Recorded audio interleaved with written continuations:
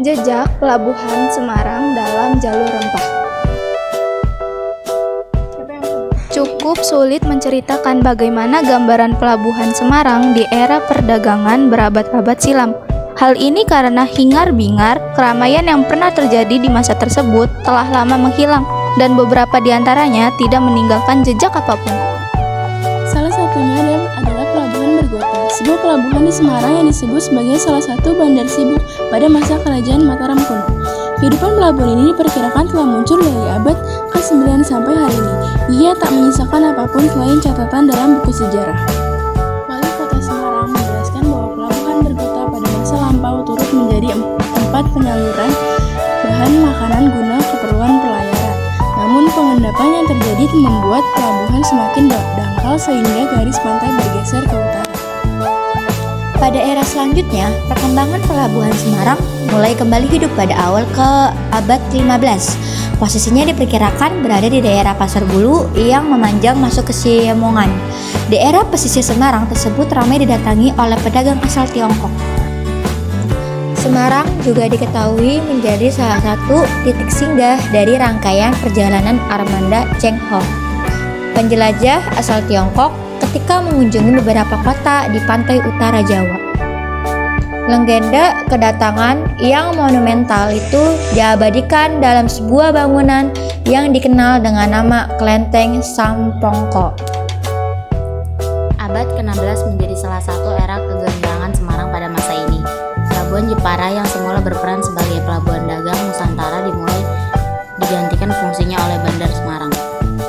Semarang selanjutnya menjadi pintu keluar masuk berbagai komoditas hasil bumi dari wilayah perdalaman di Jawa Tengah. Pelabuhan Semarang pada masa ini begitu ramai oleh para saudagar lokal maupun asing. Bersama Malaka, Johor, Siak, Batavia, Cirebon, dan Makassar, Semarang memainkan peran penting dalam puasaran niaga abad 15-16 di Nusantara.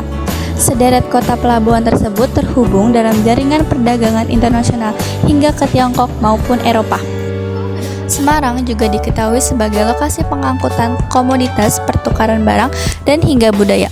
Selain itu, di samping bahan-bahan pangan, Semarang dan sekitarnya juga menjadi tempat pengumpulan beberapa kerajinan. Semarang pada abad ke-17, peningkatan aktivitas perdagangan di Pelabuhan Semarang membawa perkembangan lebih lanjut pada tempat-tempat di sekitarnya, terutama pasca terbentuknya Semarang sebagai wilayah pemerintah, adanya perjanjian antara Kerajaan Mataram dengan VOC. Sarana dan prasarana dibangun di sekitar pelabuhan untuk mendukung aktivitas perdagangan. Berbagai fasilitas masyarakat tersedia, mulai dari pemukiman, tempat ibadah, dan pertokoan. Perdagangan rempah di Semarang juga turut menghadirkan berbagai akulturasi budaya antara pribumi dengan pendatang, dari mulai memengaruhi aspek arsitektural baik dari perencanaan hingga perancangan kota, kesenian, serta pola pikir masyarakat yang lebih modern dan mengikuti kebutuhan perkembangan zamannya. Berkembangnya kawasan kota lama Semarang diketahui menjadi awal modernisasi Semarang dengan arsitektur yang khas.